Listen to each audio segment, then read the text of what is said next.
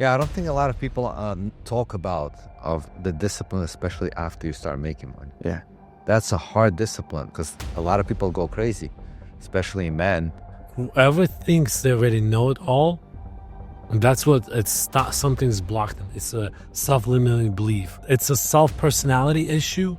So to me, that person is not a good cultural fit. Go into one thing and become really good at it. You know what I mean? Social media be like, you have to have 7 businesses. But in reality, it's like, just be good at one thing. The real estate is the easiest money we ever made. It's slow, but it's passive. Yeah. It's much better than any asset. Fellas, thank you so much for Thank you for taking the time. Ashot, Appreciate you know, there's so Always. much love, respect. I'm the little brother. I look up to you, bro. Yeah. And I wanted to meet you, brother Voss. The respect is mutual, my man. And I want you to meet my partner, Freddie. We just went into business together, and we know you guys have a lot more experience, and whatever you guys can share with us to make sure we don't make big mistakes. Hopefully we knock it out the park like we're intending to, and help a lot of families along the way. Yeah. So that's like, you guys have the culture. Like, I follow you guys on social media. I know you in person, obviously, because, you know, sometimes it's different people on social media and how that when the camera's off. But you guys have the recipe, right? Yeah. So what's the big audacious goal that you guys have? It's a 10-year plan to build to sell. Okay. I'm thinking of 10 years is my max. So like as high as we can get it from now to 10 years, Nice. we'll be ready. I went to school to be a teacher, so I want to work with the youngsters. After this, that's all. I want to be the big brother I wish I had when Yeah. I was starting off. Just this ambitious kid that needed help, you know, and now rubbing shoulders with some of the people we get to meet in the conferences, you guys. There's some things that we learn that the masses don't get access to. So we'll look to share that intentionally with the up and comers, with the, you know, That's pretty cool. underprivileged. That's interesting. Andy said that because remember, I always said, like, it was even 10 years ago, I was like, I want to be a professor when I'm fully retired and I don't need anything else. And I'm just tired of life. I want to be a professor. Not like at the college, but like having my own school. Yeah. So that's cool. That's interesting that you said that. I love it. So let's kick it off the following way, brother. I'd love to know the upbringing. So you guys weren't born and raised here. I love to see you guys so pro-America. You guys are pro-capitalism. And like many times us immigrants can reference how it is outside of the States. So when we're here, we see all the opportunity that sometimes many don't take advantage of. So I'd love to learn a little bit about your guys' story as kids. You want to go with us? I mean, yeah, we came with parents. There's 4 of us. We came 2001 from Soviet Union, essentially. Armenia, we're Armenians Americans. And we came with nothing. It was hard for my parents to find. It was hard for us to adapt to this country. It wasn't easy. But then me and Ashot, we've always been entrepreneurs. Like our first business, we basically starting converting VHS tapes Most people won't. into DVDs. Youngsters won't know what that is nowadays. Yeah. I had to like recall. That was like, what is it? VHD? Yeah, VHS, right? VHS. That's it. Yeah. Thank you. And that was cool. We just put an ad, and like went to school. It was like, Ashot, you want to go into like more details? Like, Yeah, so like we just figured out like there is no handouts.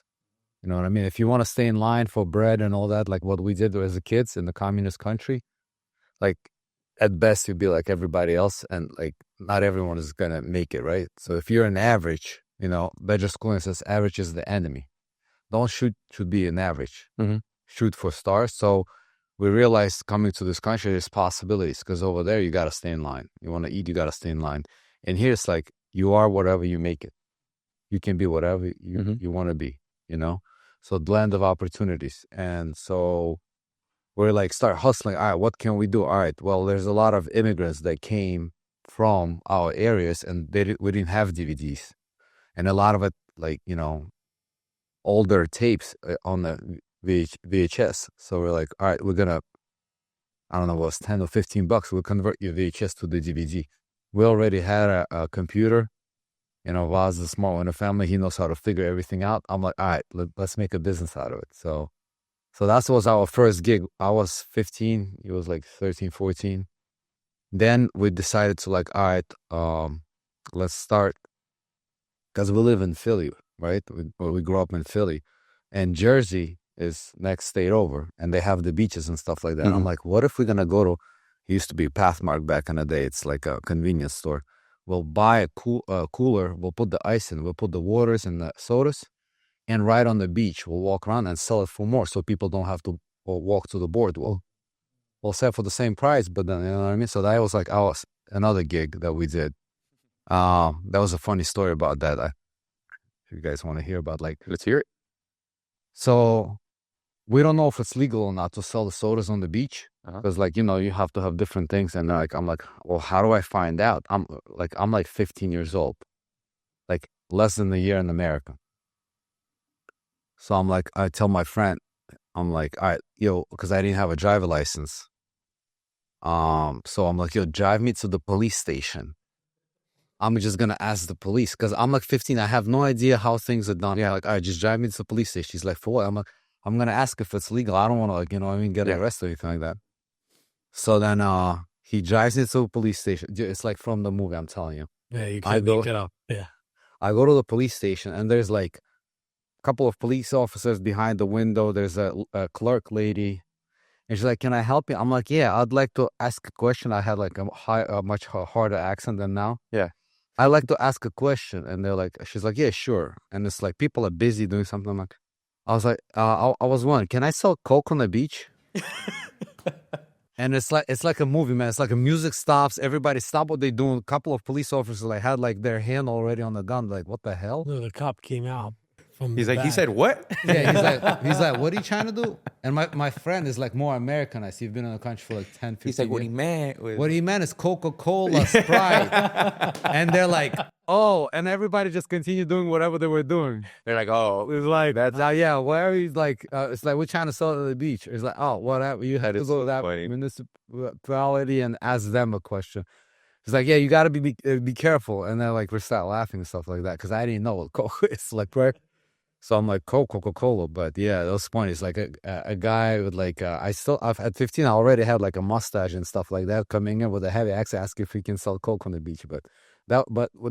Anyways, we just decided it's like not a big deal. And we started hustling there until we got kicked out by lifeguards and stuff. Like, apparently you can't sell that stuff. You have to sell it on the boardwalk.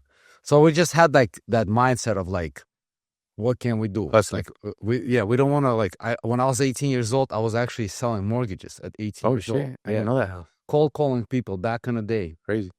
Cold calling. And then most of our friends. I'm glad we don't got to be competing again. No, but I actually, he brought me in to work. He's like, oh, I'm making so much money. Tried it one day. I was like, I can't do it. And I have a lot of respect for people that can cold call and do all that stuff. Like, props to people like that. I mean, that's definitely a not tough an game. easy thing to do. It's 100. Sure. How many no's, Freddie, before you got to get a maybe? 100 no's for 180? Yeah. You got to have some thick skin. 100%.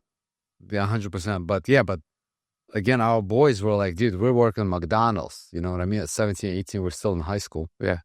Like, how did you guys even think about doing mortgages? Like, who does that? Like, we grew up in Philly of suburbs, like very American neighborhoods. Like, you know what I mean? Not a lot of immigrants, not a lot of different cultures.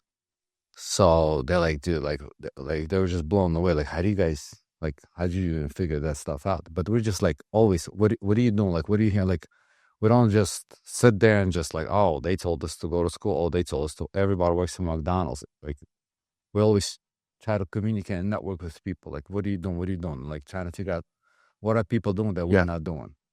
So the norm was working at these fast food restaurants. Is that what it was? Yeah, because it's like you're a kid. Like, yeah, like, like your parents drop you off because you can't really walk around at suburbs. Yeah. For us, it was working in the field. So I live in I grew up 5 hours north from here. Oh shit, I didn't notice the Hollywood signs right there. Yeah, so 5 hours north, and it's flat land. There's no hills. It's all flat land and it's a bunch of agriculture. So anytime we wanted the nice car with the big rims, I don't know if that was in back, big rims or the subwoofers or those CD players with the spin little and the dash. The Fast and Furious used to be the shit. Yeah. The prescription for us was like, well, go work the fields in the summer. You save a little bit of money and you can buy your 22-inch rims, you know, or the system or whatever. So it wasn't until later that it was like college. Like, you guys should go to college. Because my parents worked in the agriculture 20 years. Did your parents kind of same thing? Yeah. Mechanic, never made more than $50,000 in his life. It was go to school, work, and find a job that's just going to get you there. It was never shoot for the stars. Right. What led you guys to kind of follow the entrepreneur route?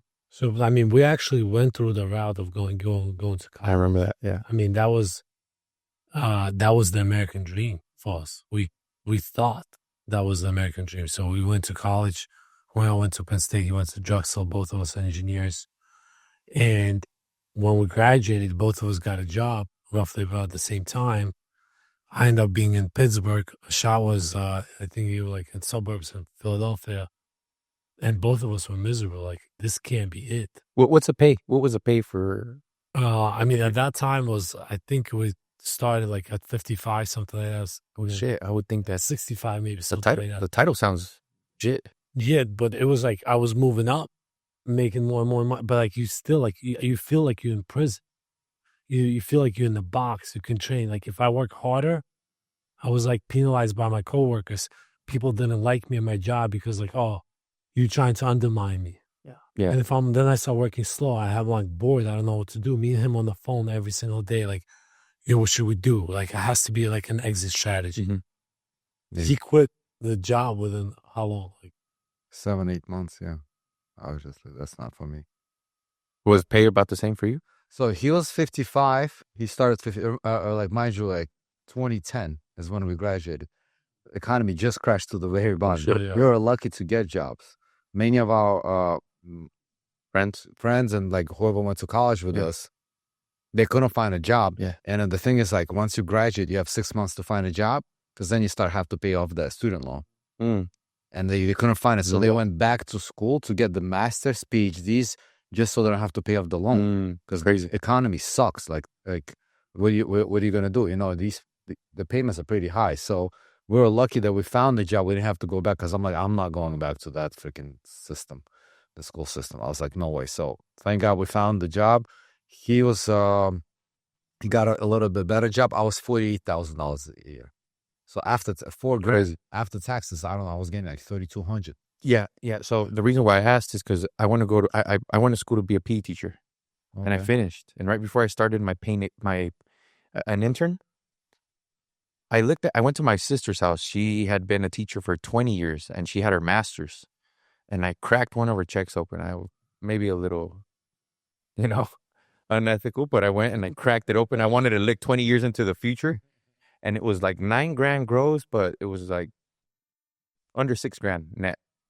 And in my mind, I was like, whoa, damn, that's crazy. Because I was working at a solar company at that time, and I had made more money than that in sales before I, started teaching.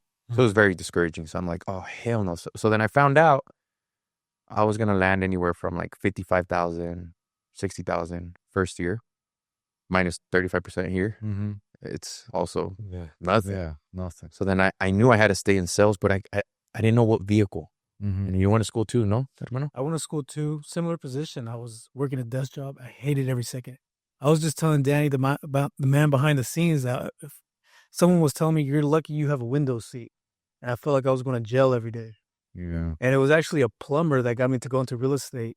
I had just purchased a home, and I called the plumber on his day off. He's like, I'll help you out. It's my day off, but I'll help you. He pulls up in a Maserati. Damn. And a plumber. And I'm like, I'm over here going to school. I have education. And you're pulling up in a Maserati. And that moment, I knew, I was like, I got to get out of here. Within a month, I quit. And I got into real estate. That was like the defining moment. Like real estate, as an agent or a real estate investing? Agent. I started first as an agent. So how old were you when that happened? 23. Nice. And so it was like, I credit that plumber to pull up on my driveway with that Maserati to give me that kick in the ass. Nice. there's more to life than just sitting at a desk 8 hours a day. And to each their own. I feel like everybody has a purpose in life. You know, Yeah. everyone has their purpose, and if you feel good what you're doing, that's you. You know, but I just felt like there was more for me. 100%. Yeah, we're definitely like me and Vaz also don't talk down on the ones that are still Yeah, at the in school. engineering jobs or in school and stuff like that. Again, like you said, it was just not for me. And yeah, I'm just like 100 miles an hour, right? I like change of scenery, stuff like that. Some people like the stationary stuff. For me personally, when I went to that job, I gained 20 pounds in that 7-8 months. Crazy. And it's like, I can't pick up the phone because, you know, I had a cubicle. Forget about the window, man. You're a baller, man. You're a baller. Man, you must be really smart. I was that guy in the cubicle, like, hating on the guy with the window seat. I was like, damn, how's the weather out there, bro? Hey, but guys, did parents, were they go-getters too? Hustlers? Or where did the like business owner or Mom, the hustle? stay at home, mom. Yeah, our mom was a stay-at-home. My dad was a hustler. He in the Soviet Union, he was working at the factory. And then when a Soviet Union, you know, kind of disassembled, he started doing the commerce stuff and Right. making a little bit of money. So me and Vaz saw that early, where it's like, if you hustle, if you know, buy here, sell over there, if you think outside the box, you could, you know, be living outside the box. So we definitely got it from dad. But also another thing, what drove me and Vaz, that when we came to this country, I can't say that we came like at the poorest level possible. I would be lying to you. We lived in the suburbs, in the white neighborhood, you know, middle class neighborhood. So, but the thing is that in America, everything is in dollars, not like back home. So money's, you know, they disappear real fast if you don't make it. So my dad couldn't find himself. You know, he started doing construction. Yeah. So like he was getting any job that's possible just because he got a wife and 2 kids. They're wanted to go to college, you know, and then we're in high school. Like, we're not like babies. We cost a lot of money to upkeep, right? Like, we want to do stuff. We want to go hang out, stuff like that. So then he started grabbing any job you give him, you know, and it became, but he was like a, you know, serial entrepreneur back home. All his friends that he grew up with, he left all that with mom for us, for a better future. So we got a chip on the shoulder. And then we started seeing him changing toilets, man. If that's what you need, that's what he's going to do. Then my mom, who we never saw work because she's a stay-at-home mom, took care of us and everything else. I think she did a good job, you know, if you ask me. But then she had to go to work because, you know, dad couldn't pull the weight on him. For the first time. That was hard to see. And us as 2 boys growing up, and we're not kids anymore, you know what I mean? We're teenagers. We're like, you know, that teenage, like, you better not talk shit on my mom. Like, one thing when we grew up in a white neighborhood, like, you know, I love America. You guys know that. But it's like, you know, there's a running joke, like mom jokes and stuff like that. Like, we don't like. Oh yeah. If you like, you know how, like, if you try to push me to fight you. Oh, that's a button you don't press. Yeah, so you could push me. I'll be like, bro, let's not do this. You'd say something about mom. Oh. Like, I know you're not playing games. You really want to do it. And it's like, all right, now I have no other choice. Yeah. So, and then we see our mom struggling, and then she got my last job was like when my mom got a job at a pretzel factory and was waking up at 4 a.m. to be there already at 5. And then for the last 2 weeks of her paycheck, they didn't pay her. And I was like, damn, you're going to do my mom like that? I was like, I'll fucking buy this whole fucking world. You took that person. I was like, I'll fucking buy that fucking pretzel factory on the chip change for my mom. Yeah, so see, that's a gift, though. That's a gift that them doing that left a scar that healed you for, I'm sure, a very long time. Fire from that, you know what I Yeah. mean? Even if I can probably not buy the pretzel factory, but the whole fucking company. Yeah. But that was personal. So you guys have a number of businesses. I think last time you said 9. How did you start? Let's talk about the first one. Was it logistics?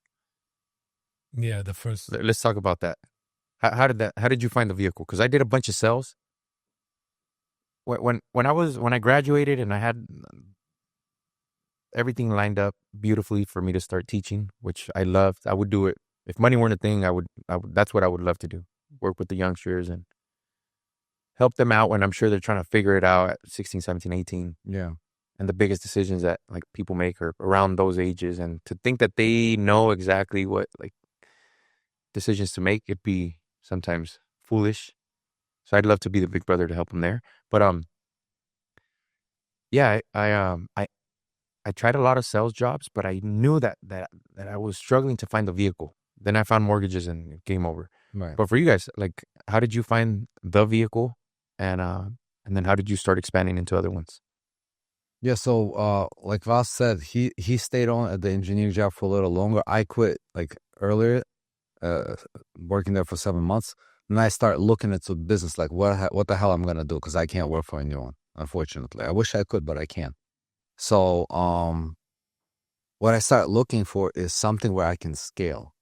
So me and him do a lot of research, right? Even though I quit the job first, but we still like brothers and we still interact. So I'm just like the older brother, Yeah. right? So I'm gonna go and try out things, and when they're good, you know what I mean? So instead of both of us risking, One goes first. one goes risk. Why go two? If it works, If it doesn't, if it's gonna help me out, we're gonna figure it out, because that's what we do.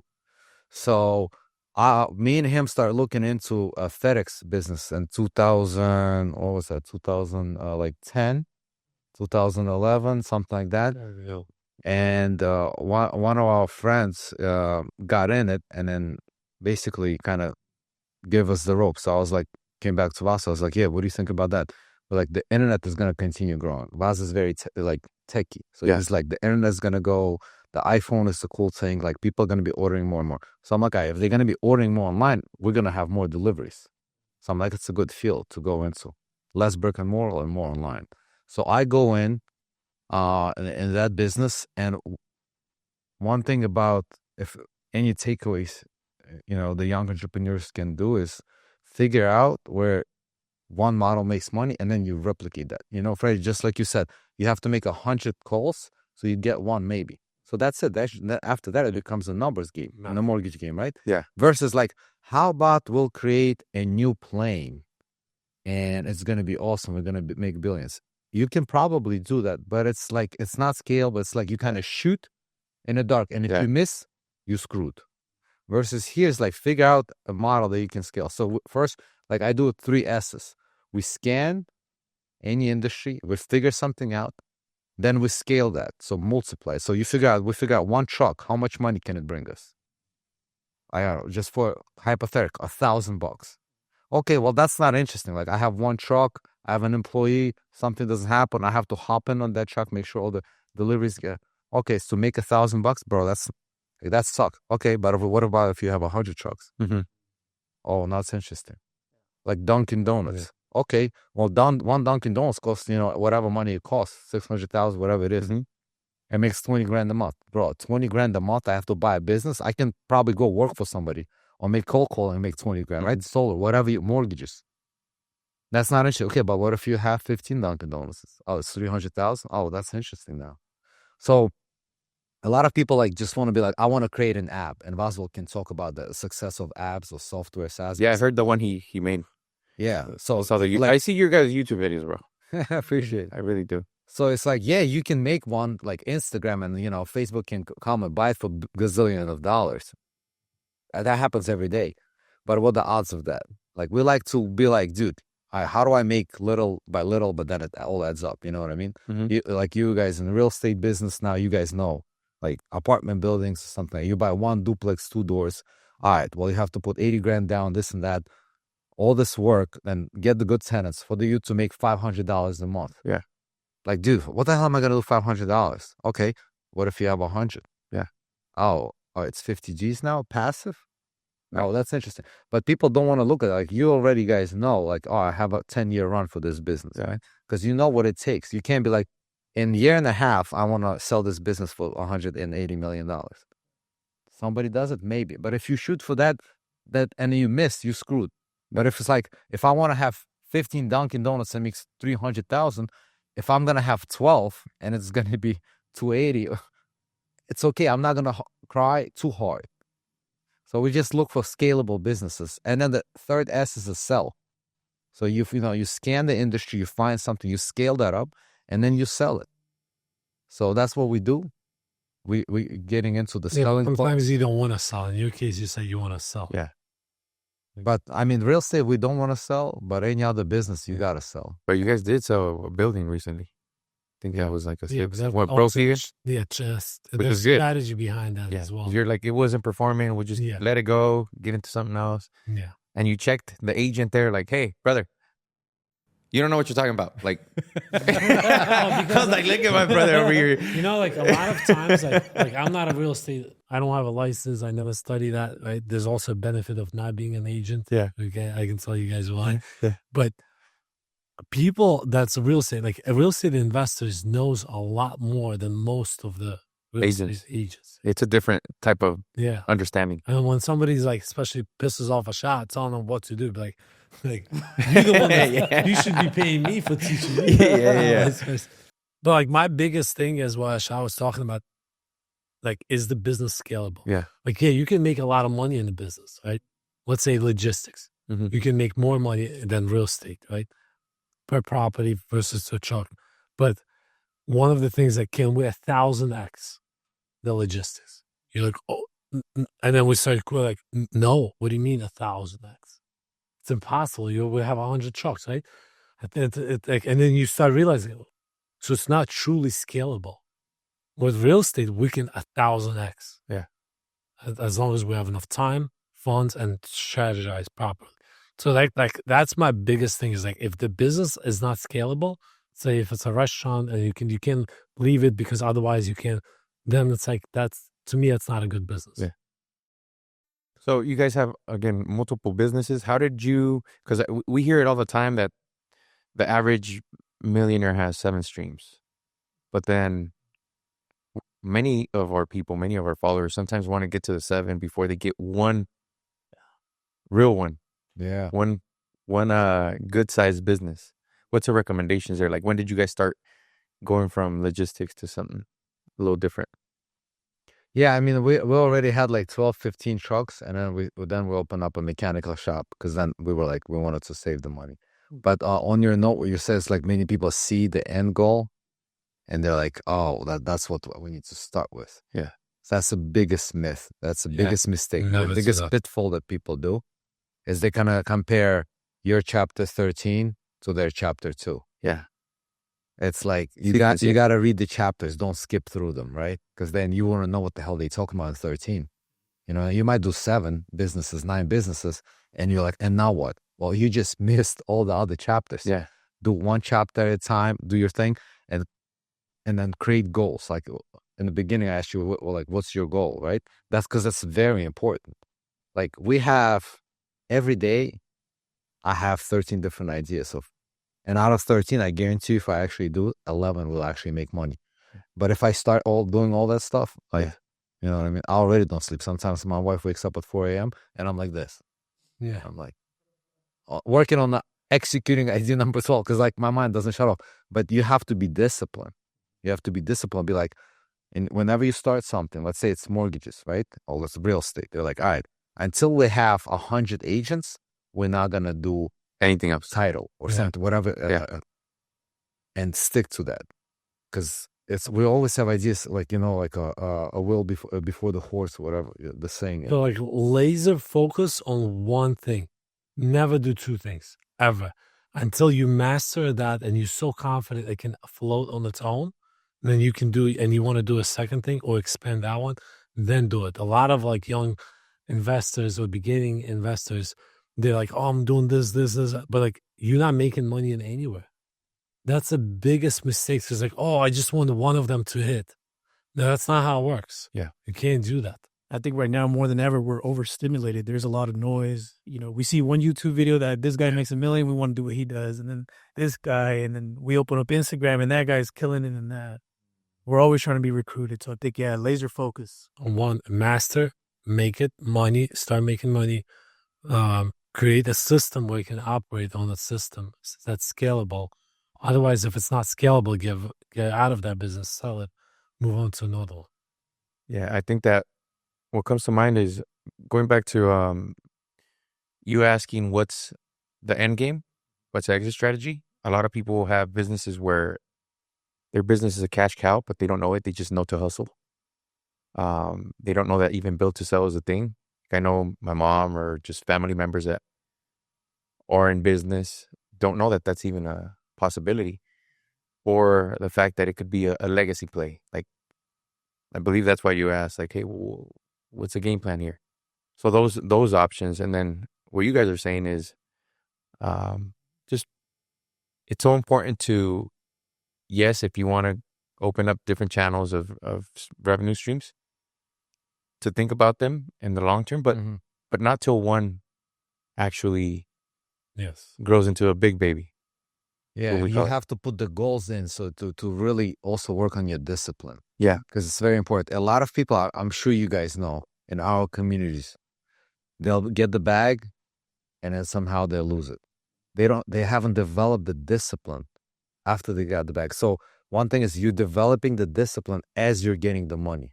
Yeah. So you're like, all right, I'm not going to do this until I get 100 agents. I'm not going to do this until it's $1 million in revenue. And then when you get there, you do it. You're like, damn, I said I'm going to do that, and I did that. Versus until I get $1 million, and then $500,000. Oh, shit. All right, whatever. This is cool. We got to jump on it. Yeah. Your body's like, damn, you didn't do what you said you're going to do. So now, then you're going to start losing this money as you're trying to grow this one.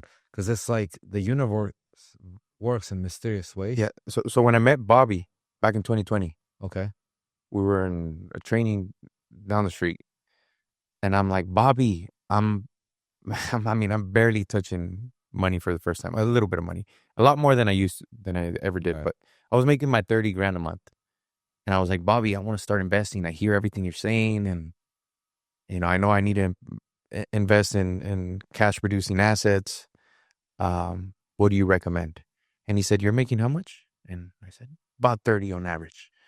And he said, and you're planning on staying in California? Because we always get teased for staying in California. Especially you guys, after you make the money, right? You're like, look, you should not be happy with your business not making anything over 50 a month, because there's real estate deals and good opportunities in today's market. And I promise you there's going to be good investment opportunities in the future. So focus on growing your business. Don't get distracted. Real estate investing opportunities will be there in the future. So it's, again, the discipline to stay focused.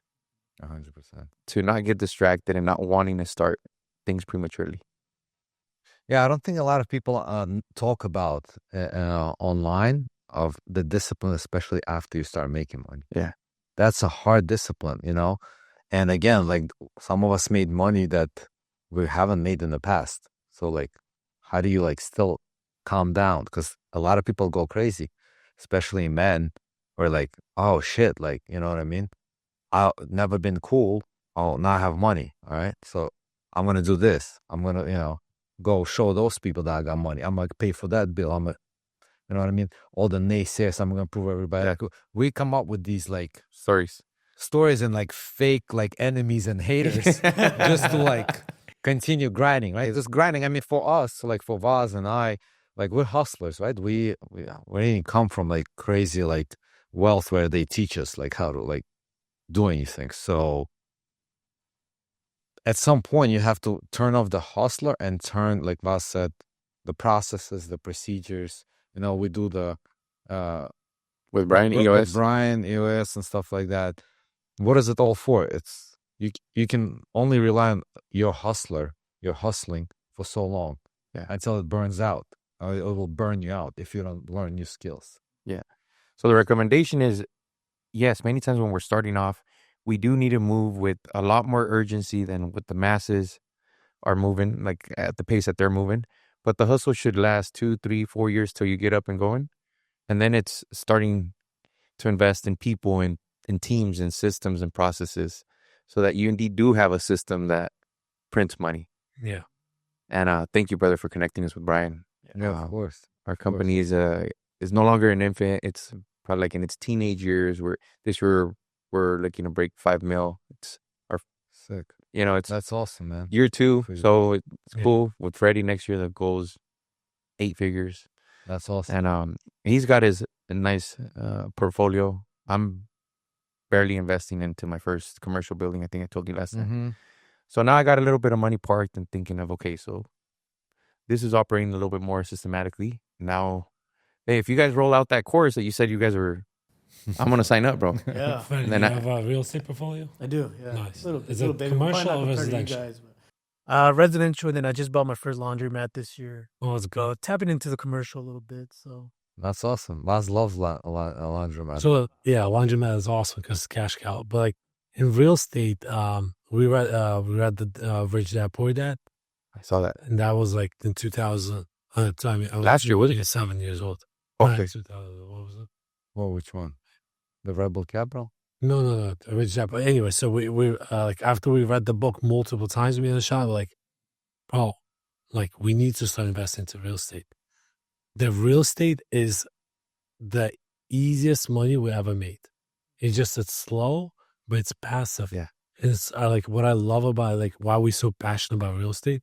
It's so easy to scale. I mean, obviously, you gotta have the funds, and it's much better than any stock market. It's much better than any asset there is as far as an investment. Because Yeah. especially right now. yeah, obviously, any business can outperform real estate because it's business, but business is hard. It's not for everybody. But you can have a job and invest into real estate.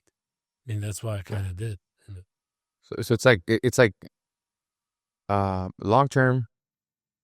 Would you say it's low to mid returns, but with high certainty, or how would you? So real estate have 5 sources of income. The only income people see is the cash flow. So people not focusing on any other. So whenever you like analyzing the deal, you got to look at it. Where is it located? What's the tax? So like, for example, it's cash flow. Then you guys have principal pay down. Then you have price appreciation. Then you have tax write-offs and a rent increase. So all those incomes, if you combine for a building, when you have it and you start analyzing, okay, how much am I truly making it? It might not hit your bank account, but the value of the property is going up. All those things, like average property in America of 3%. So you start calculating, like, okay, each property is making me 40, 50,000 a year. You have 100 properties. How much money is that? And you start like analyzing, like, this is awesome. Yeah, 'cause a lot of people like just focus on like, oh, I'm making $400 a door, I'm making $300 a door. But then if you analyze the cash on cash, right? Like, okay, the building, let's say, is $1 million for easy calculations, and you put $200,000. So then costing you 200. So if it went up 100 grand, it didn't go up 10%. It went up 50% when you put in, right? Then it's like, okay, it went up 100,000 in like 2 years. Yeah. But then you paid off the principal too. I don't know, 50 G's for easy calculation. So it didn't hit, like I said, didn't hit your bank account, but you paid that off. So that's like a savings, right? Yeah. Because then if you sell it or refinance it, you already paid off the 50. So it's not just the $500 coming, like a tax depreciations, all this other stuff. So yeah, we definitely love real estate. And you guys have a lot of salespeople working for you. Yeah. We barely have any salespeople working for us. Yeah. Most of our people are W-2 employees. So we have to deal with call outs. We have to deal with, you don't understand what happened. My 5th cat, which was my favorite cat, just died. Like, how many cats you got, bro? Like, you got to deal with all the shit, like, right? Like, in real estate, they be calling out at their job all they want. I don't care. The rent is still going to be due. Yeah. So you have these people that go out every day to pay rent, that don't have call outs, that don't, like, they have it, but you don't have to deal with that. All the sick days and everything else.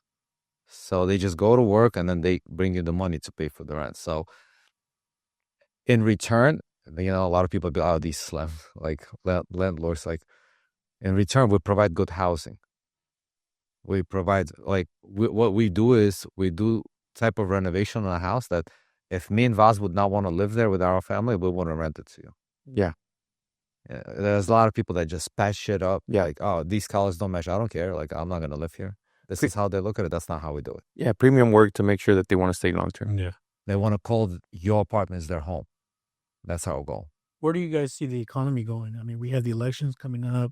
The industry's in a state of an influx a little bit. Inflation's a little high. Where do you guys see it going? So I think inflation is not going to stop. I think it's going to continue to rise. And like it used to be an American standard because every currency needs to have inflation. That's how currency survives. if it's going to be zero inflation or currency will collapse. So the standard used to be 2%. Now it's going to be the 3% inflation. So like that's a Federal Reserve standard they trying to shoot for. Yeah, it might be a little more. That's the debate me and him have all the time. Seeing that all day, Yeah. all day. So, but it's however they measure that. But like the true way of measuring, which Ashot said yesterday, is that it's a money supply that's being printed into the economy. That's the true inflation. Inflation will be higher. So what you need to understand, if average zip code in America was going up 3%, most likely it's going to go up 4% per year. If average rent was going up 3 to 4%, it's going to be like 4 to 5% rent's going to go. So it's like that means you got to double down on real estate. And then like also like number one indicator we look at is population increase. Yeah. In California, population is decreased. we're bouncing. But it will change. This is a good place. We were just driving here with the wives and everything, and we were like, dude, it's a nice place. Yeah. Just they messed it up. Mas was like, if I was the governor, I would probably mess it up on purpose, then buy all these things. And then you just clean it up. It's like, but we owe half of the town now, right? And I'm like, some people think exactly like that. That's why they keep scooping up. Yeah. Because, you change the policies, you make it like, this is a beautiful place. This has good people. They want to prosper. Yeah. Yeah. So Good weather, good people, Mm. beautiful views. So, yeah, Just there's make a it lot work. wrong, but there's a lot good too. But America is still the greatest country in the world. I love this country. We still have America, the land of opportunities because of small businesses. This is why people say, like, are you Republican or Democrat? I always say I'm a capitalist. I believe in small businesses. So I always will protect and support small business. Whenever we go somewhere, we go to like local places, not like the chain restaurants and stuff like that. Because like Dunkin' Donuts. this is why American dream still exists, because of small businesses like we are. With the backbone of our ecosystem economy. Yeah. So I agree with that too. So what do you guys think about the economy, the presidential thing? We're actually going to be here in California. We're going to do a YouTube live saying, like, we went to the most democratic state to watch the elections because we're savages. What do you think, Freddie? This is not my area of expertise. I mean, if one party wins, you have Trump on the right.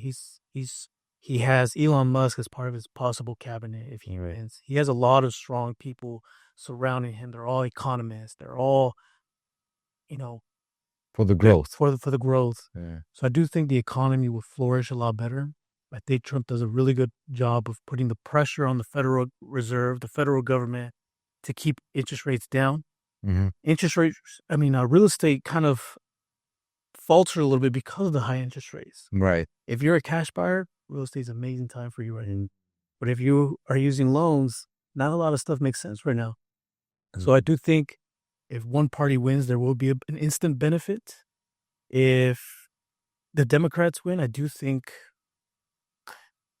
we will steer more into we can all win mind frame. Together, yeah. Award. Let's hold hands and sing Kumbaya, right?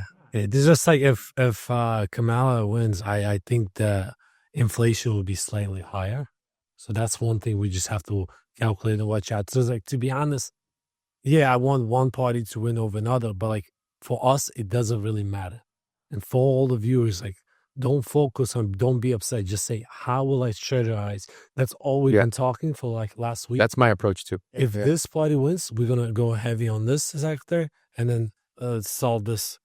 And then you have to reposition your portfolio to match with the market. The new policies, the new rules of the game. But So were you guys always into politics or even interested in it? We hate politics. we hate politics. Yeah. So We hate politics. I've never paid too much attention until we started getting coaching with Pat.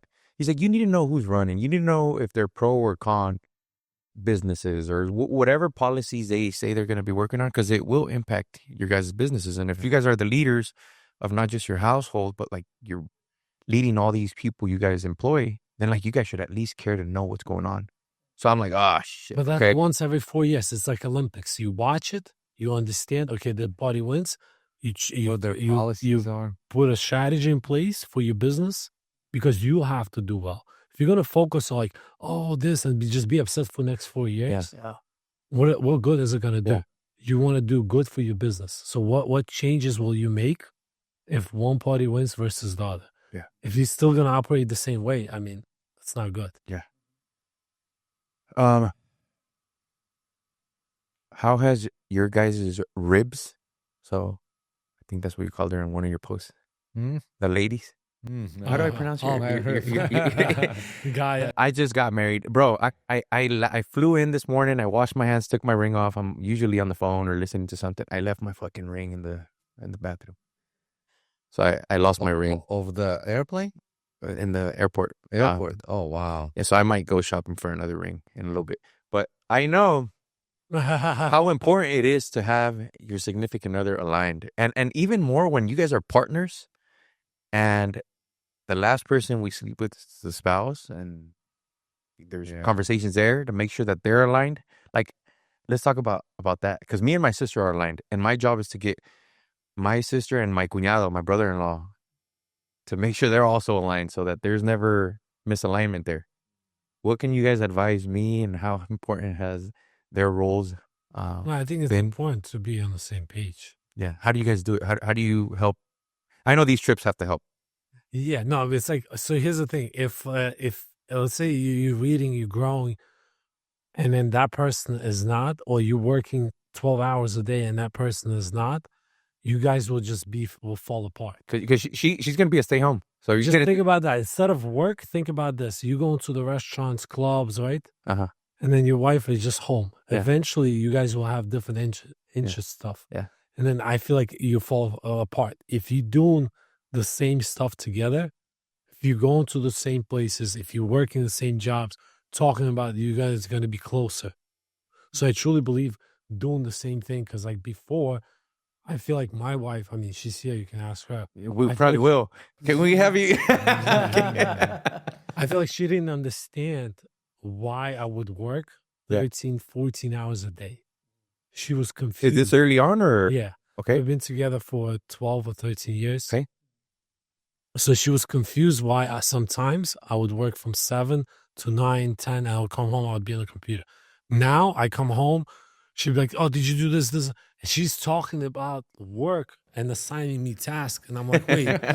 She's putting you to work now. I called my brother. She's extending your shift. I called my brother. I'm like, yo. Just when you thought it's over, she puts you right back in. I called him. I was like, I think we created the monsters. So like now it's like, it's good. You want it's like my favorite times with my brother when we're talking about work and like talking about different stuff, what we can do, because it's like playing a chess game, playing game Monopoly. Always. It's amazing if it's bonding together, right? So that's why bringing your wife to be a partner at work, you'll bring you guys together. Like you said that she's going to be stay at home. She stay home, but she does like real estate. Like she works in the company, and she'll be helping with whatever there's things that I would love for her to. Yeah. But like, is it get it, want it, competent? We want to make sure she wants it. Oh, You know what I mean? So then, she really likes real estate, and she likes finding deals. She'll send me pictures of commercial buildings. So she manages the portfolios with it. Yeah. So that's so awesome. That did they kind of like push you into that, or you were like, I would love to help with that? I mean, for me personally, I was a school, as many people are, and they do what they're not passionate about. That was me. I was in school. I needed the check mark to graduate, and it was time to graduate, and I was like, snap. Like, this is not where I want to be. And it happened to be that, Vaz and Ashot were growing real estate, were growing their portfolio. I was right there. I feel like I'm the type of person that I can, assign me something, I'll get it done. It doesn't really matter what it is. Like, I won't sleep at night. I'll just get it done. So I thought that real estate, that, realm was for me, because real estate doesn't sleep. So we don't sleep. And if she doesn't get it done, she wakes me up in the middle of the night. She's like, dude, I'm like, relax. She's like, but can you call this time tomorrow? I'm like, why? I love it. That's all. It's a great opportunity for me because it helped me grow as well.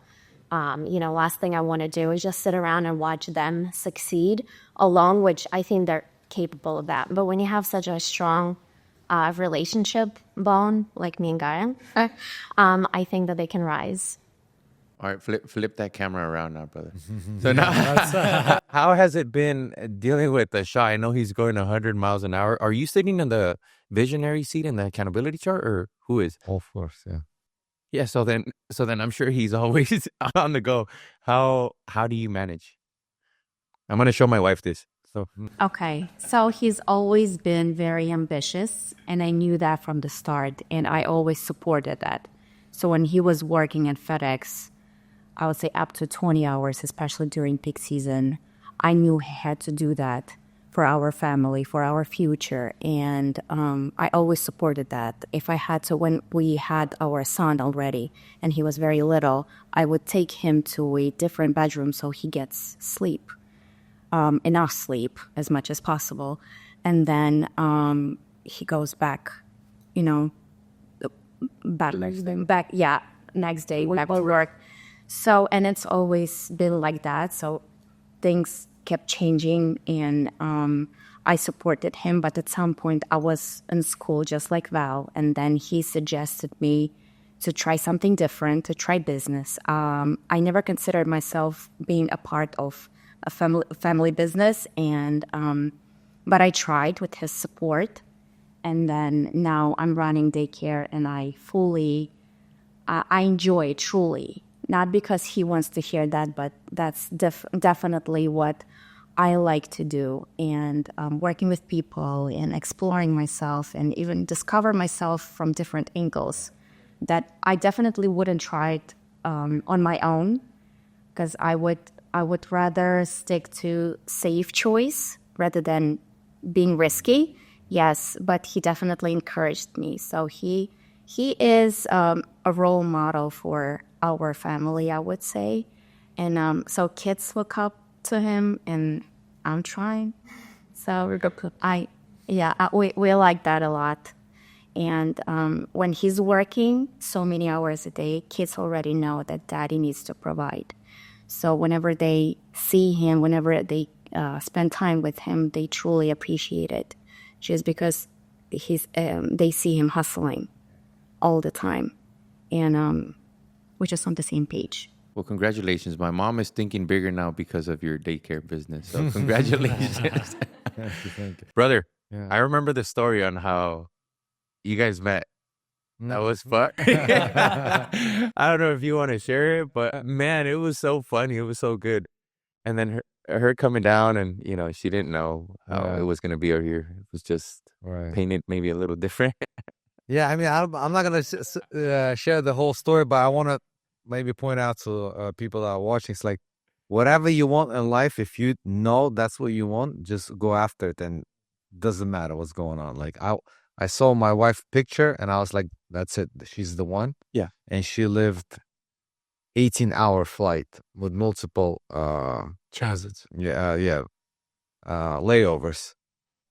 But I was like, that's what I want. It's not going to stop me. You know what I mean? I sent my cousin to their house. Don't ask me how I found out where she lives. You have to be a little bit of a creep. You got to be a little bit of, you got to. I remember. That was so funny. That's so, and she looked at the picture, and she said no, and I wouldn't take that no. So if you want to start a business, you have a girl that you're trying to pursue, or a guy, whatever you're into, you just don't take no for an answer. That's one thing. It's like, I don't take no. If I wanted to do a podcast with you, if that a door would be locked, I'll be here washing the window, knocking. You know what I mean? So I don't take no for an answer. And then so funny. With Val and Gaia, that me and Vaz kind of wanted them to go into the business with us, because business is risk, right? She said, I wouldn't do it on my own. I'm not that risky and stuff like that. The fact is that they married us, so we already know they don't go for safe choice. Oh yeah. So we're like, these ladies are business ladies. It's like, if they, you know what I mean, they would marry somebody else if they want to say. So they don't do safe choice. That means they like risk. Yeah, safe choice would be a guy with a big belly. Your clock's out at 5 p.m. Monday through Friday. Yeah. Weekends off. That's a safe choice. Yeah. I So think us two is not a safe choice. So Yeah, but you just gotta go for whatever it is that you wanted to go through. You know, it's like we have one life here, and it's easier said than done. Like in retrospect, and when I was in the truck delivering on my own and the heavy boxes, and I had no employees. I was the only guy working for myself. Back then, I probably would not be sitting so comfortably, you know, in the studio that you guys invited us. Thank you. Obviously, a lot of thoughts are coming through. It's just, but you have to just do your best and forget the rest. Yeah. So I thank God I'm now married and I found my queen. Freddie's single. He's looking for his queen. What recommendation do you have for him? Like, how did you guys know she was the one? Like, what? This is a section. You're welcome, bro. You're gonna take me to lunch. What do you guys recommend for any other single entrepreneurs to make sure that they have a home that they come back to, and not just a house with people living in there? Yeah. So 100%. That's a little prescription from Big Brothers here to Freddie. really, really good. I mean, you got to hang out with people that I don't. You got to surround. Like you have to say like what places. Like what do you do to find a girl? Like for example, what are the people you hang out with? If you go to certain places, it's probably not a white type material.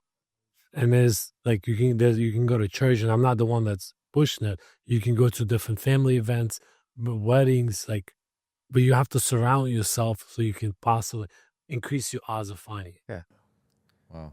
Wisdom. That's wisdom. Yeah. So then the environment's I'm all about statistics. It's the odds. I mean, I'm a numbers guy. Yeah. So the odds of you finding a good girl in church are higher than finding her at like the club on a Saturday night. Is what you're saying? Yeah. I like that. That's very true. Ashot. Where's the wisdom for you? Where's the wisdom from Ashot? So for me, I really wanted to get married when I was young, like 24. I was already like, I want to find the girl. I was like, maybe I won't get married when I'm 24. But I always was curious, like, how does she look like? I was always like, how does my future wife looks like? How does the mother of my kids look like? So I really wanted to find her. And honestly, I've went to different places. I realized that you don't have to just look in your zip codes, you know. It's right now, it's an age where you can just take a plane, you can go to a different state, you know what I mean? You can drive and stuff like that. So what I started doing, I started going to the church every Sunday, and I was asking God, because I realized, bro, I don't even know who the hell I would want to, like, if I were to draw a girl and say all the features that she have, I guarantee you, if it would be up to me, there's no way I would live with her. Like, you give me a girl that always says, yes, sir, yes, this, like, I would be tired. If you tell me a girl that I would be always looking for every Sunday, where she at, dude, that's not going to last. So I was like, I don't even know what kind of girl that I need in my life that I would be able to live for the rest of my life. So I just went to church. I was like, God, you know better than me. You know who I would be able to live with. Please give me that person, because I don't know. I think I know. I think like, oh, if she would do this, if she'll look like this, if she'll have this education, if she would be like this with my kids, I would stay with her. No, I wouldn't. I don't know. You know. Please help me find that person. So, and then again, if you know, you go to church and pray and then go to the club, try to look for, I mean, some people have. Yeah. But the odds are lower. Like my brother says, the odds are not lower for you. Yeah, no. So they had us. Someone made this recommendation. Like, make this list exactly how you would want your partner to look like, or the qualities, or the characteristics, or whatever. And then the second question was like become that. You know, like become who you would want to attract. So that type of a person. Yeah. So I cleaned up my shit, man. Like, yeah, I could put whatever on social media, but behind closed doors, I was having fun, you know, every other weekend. So you know what I mean? Like, it's almost like God knows, you know, like, you know what I mean? So then until I did clean up my act and I could sleep well at night, knowing that I was ready for her. And it's funny that you're bringing up faith, because that was one of the most important things that I changed. I seeked them more. I got closer. And we have a men's prayer at 5:30 in the morning in my church. And I remember praying to him that, you know, I was ready, that please bless, because I disliked going to Valuetainment and to the Vault and just the people I was starting to meet. And everybody had their spouse there. And as much as I loved my sister, I had my sister, but I wanted my spouse. You know what I mean? So thank God now I have her brother. We're going to be praying over her. She's there. We don't know where, but She's out there. But I'll give you another advice, actually, because I thought about it. Ashad's going to make fun of me. But that's what he's my brother for. But I would change the vibration that you have. And it's kind of, it goes back to business, right? You are who the average of 5 people you're around with. And if you got to be like, if your friends are most of the time, you like, whenever you relax, who do you spend your time with? If they single, like there's super high chance you end up being single or remain single. So if you're going to be just around married people with kids, before you know it, you're going to change the vibration in you and you're going to surround yourself. And you're going to attract a woman to be the wife, the mother of your kids. That's why I believe, truly. I'm going to like the edit that we make for Freddie here. I know. Freddie's gonna be All like, your man, single like, how friends will did you hate turn you." into like, come on, why'd you put the spotlight on Into a me? life coaching for Freddie. Yeah, I'm kidding. But I guarantee you, we all know that it's coming from a good place. Yeah, like you know what I mean. He respects you. You're a good dude.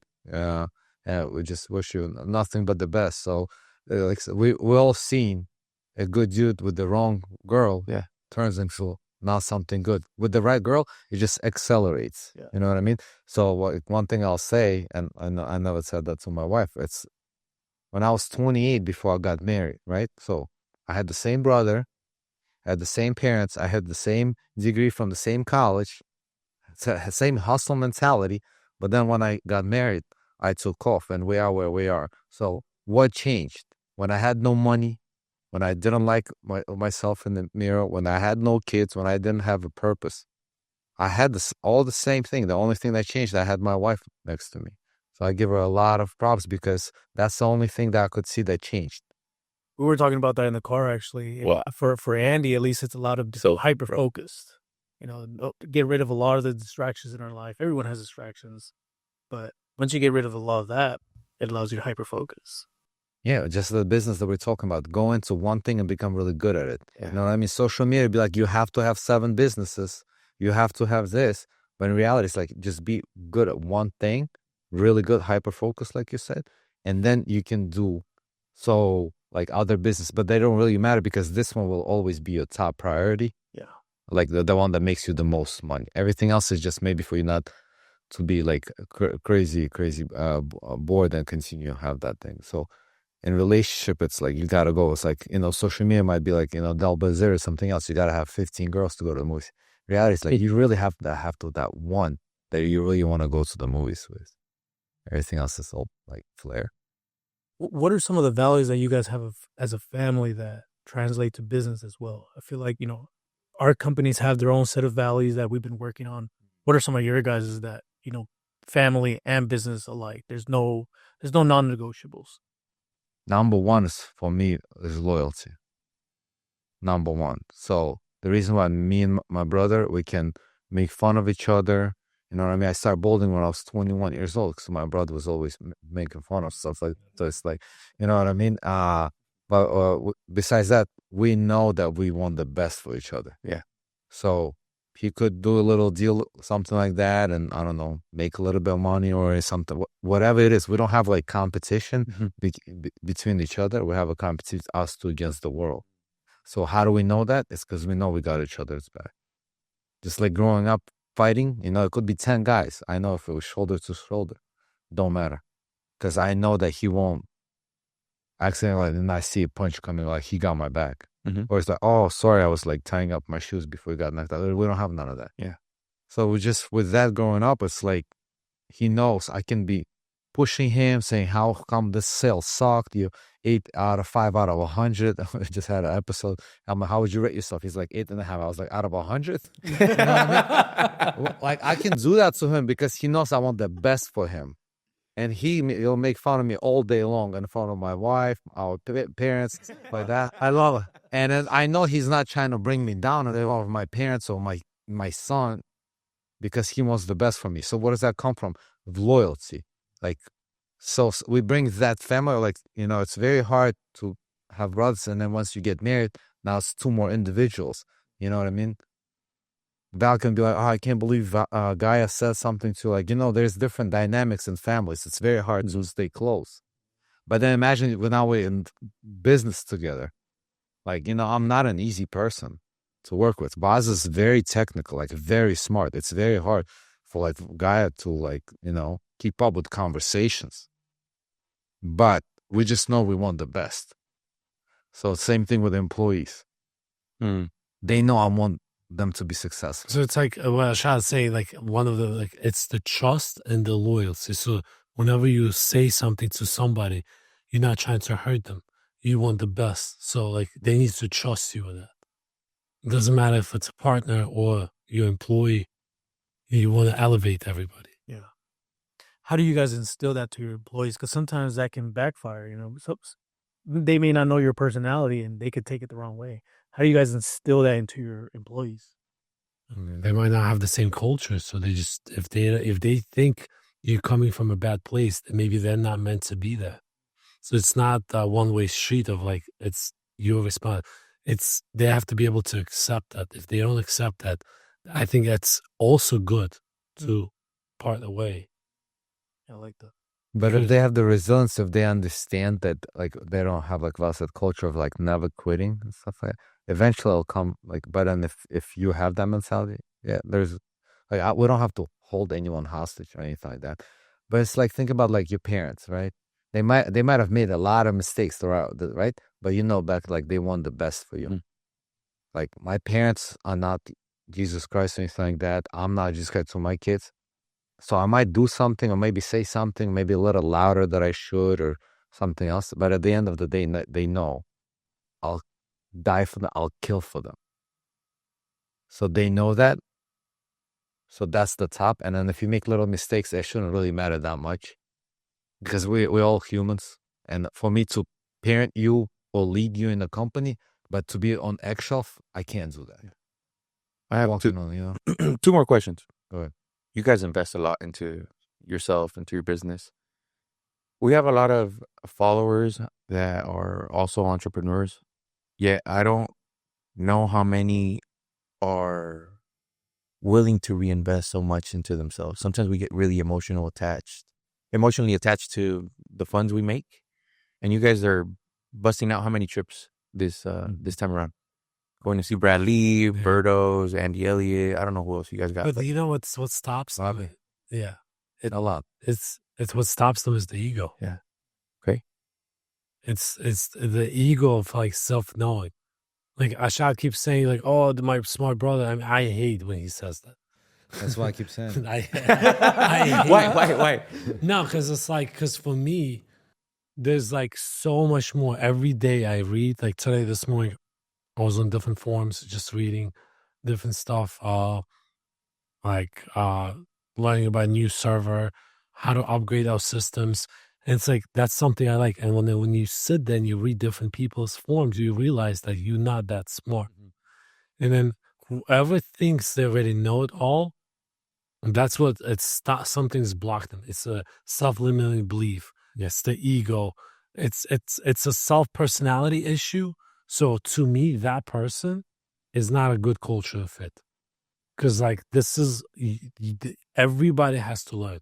It could be a course online. It could be like just groups. There's YouTube videos. There's so much free information.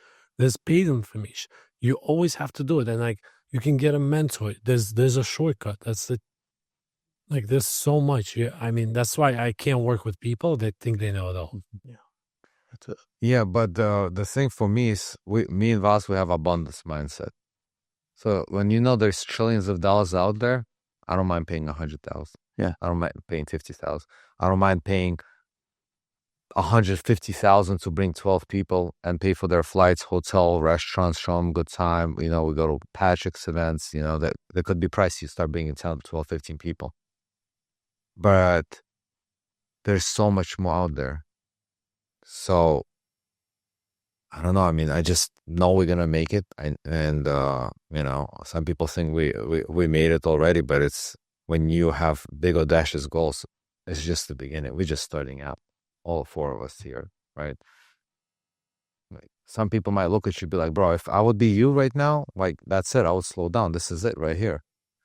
But just like in fitness, the guy, like when you're driving and you see somebody really fit running around sweating, and running, you're like, damn, if I looked like that, I would already not run. But that's the reason why he looks like that, because he runs. And he thinks he's out of shape.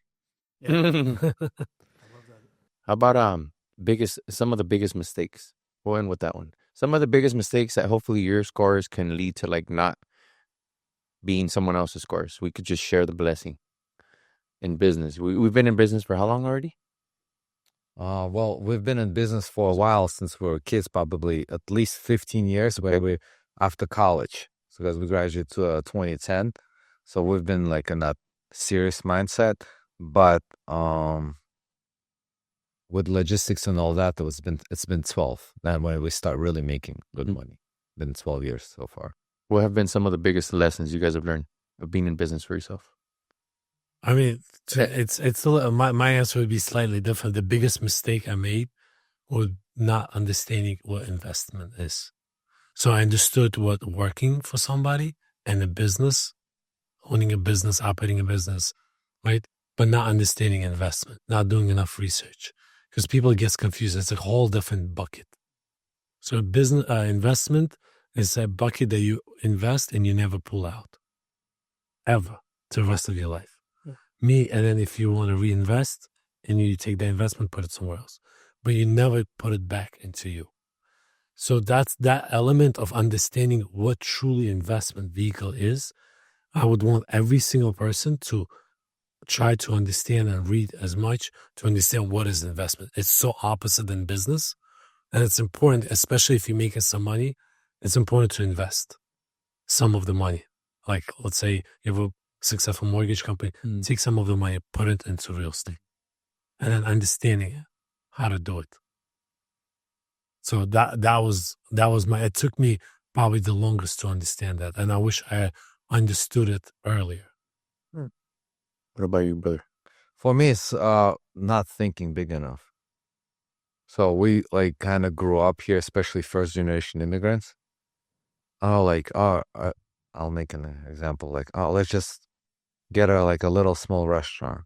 Or let's just do like a little 2-bay car wash. It's like, all right, well, how much money? If everything goes according to plan, how much money can you make from that? Why are you thinking small? Think bigger. These people that have a lot of shit going on, bro.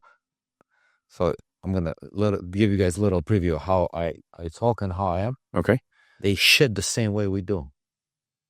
How they ain't no better than us. Somebody somehow brainwashed us to saying that good life is not for us. We just meant to, don't raise your head too high. Don't put anything on social media. Come on, you don't want that evil eye, all this other stuff. Somebody believed that good life is not for us. So maybe I was bought in a little bit about that. Like, if I make 20,000, my dream was to make 20,000. I got in an argument with my father when I was young. And I told him, if I make $20,000 a month, I don't need anything else. I will never do anything else. And my father said, when you make $20,000 a month, you would want to make more. I was like, you don't know me, Dad. I already calculate everything. 5,000 for the house, 2,000 for the Lambo, this. Vacation. Me and my wife will have money to spend on good clothes. I have figured out. He's like, talk to me when you make 20. He's right. Because I was thinking small. I was thinking like, this is good enough for me. And you don't want to bring unnecessary attention. Now it's like, I don't, Kim Kardashian, whoever the heck you are. I don't give a shit. Like, there's nothing that you have that I don't have that I can't do. So if you think like this early on, hopefully for some of the viewers, you can do whatever the hell. I don't care. Like we're actually working on releasing our free workbook, 0 to 100 doors. And in there, in the beginning, we say, if you have an unsupportive bitchy wife, we don't care. If you have, you know what I mean? All these excuses. All these. And then at the end, obviously, it was a little bit of spark of who I am. Because I like to say something very emotional, bold. Thank you. So then people would, I know like a little bit about emotional memory, right? Like if I ask you, where were you September 28th, 2003, you probably won't remember. But if I ask you, where were you September 11th, 2001, you would remember exactly, because that's emotional memory. So I like to say bold stuff so people remember me. So I said, even if you crippled on a wheelchair, we don't care. I didn't want to put it in there. I was like, yeah. I don't care if you I was like, crippled my on a name was on it. wheelchair. Yeah. We don't care. You have to be filthy rich. You have to take care of yourself. You have to take care of your community. You have to take care, because that's the only way you can do it. If you care enough, you gotta get well. So it's like, and we teach people how to get to $100 like us from zero. So maybe we can put I'll be lining up. Yeah, plug it in. Yeah, we can put a link. But yeah, that's the mindset. Think big. It's like, I don't care. If somebody looks like you made it, man, you have no freaking excuse not to do it. You actually owe it. Like, we are Armenians, right? So we have a very hard history with genocide that hasn't been adopted by the world. We're Christian, that in a neighborhood, countries, politics-wise. So we have good people in every nationality and bad people in every. But politics, we've been oppressed, this and that. So we have a chip on our shoulder. And that's how I think a lot of Armenians operate. And I'm sure a lot of different nationalities have different chips on their shoulders. But ours is like, some people wanted to erase us from the history, from this world. Yeah, we're going to make it. We're going to make it big. And we're going to show people that don't count us out just yet. Amen to that. Brother, I saw a video where we were trying to figure out which engine sounded sexier, the Ferrari or the McLaren. But on video, we couldn't really tell. Yeah. Who was it? I mean, you guys can't tell. No, engine sound definitely Ferrari has a special engine, but it's very different cars. But it doesn't have the butterflies. It doesn't have. Yeah, Ferrari has the peasant. Listen, doors. I told him, I was like, I don't need attention with the doors. What are they called? Lamborghini Suicide doors. doors, yeah. But it's very again, this is us brothers showing the true colors of God. When my brother says, "I don't need attention," while he's driving a white Ferrari, I mean, You're like, why are you lying? You know what I mean? I call bullshit. But again, I could be just because I'm a brother. I could be that. Well, brother, I started this channel because last time we met, you're like, hey, YouTube, we got to get on. We got to get on. And that's when I started making moves, brother. That's so thank awesome. you. Thank you for being the big brother, for pouring on to me, for sharing. I wanted to really meet you, Vaz. Thank you for being on, and that's going to be it. I wanted to say last thing. I want to tell you guys that you guys inspire a lot of people, including myself. I show my wife always like what you guys put out there, the culture, and then you guys not staging any videos. You're just having a camera rolling and just showing a little world. Yeah. That you guys put together, and how your people talk about you guys, the way you guys make other people feel. Yeah. I want you to you guys inspire us. Thank you, brother. So I appreciate that, and I want you guys to continue. And I know, there's a saying, like, if you guys were stuck, I would definitely buy you guys. Yeah, keep going. I like that. Thank you. And that's Danny that is able to capture those moments. So thank you. Honor you, Danny. All right. Yeah, thank you for having us. Thank you. Yeah, thank you. Thank you. All right, my brother.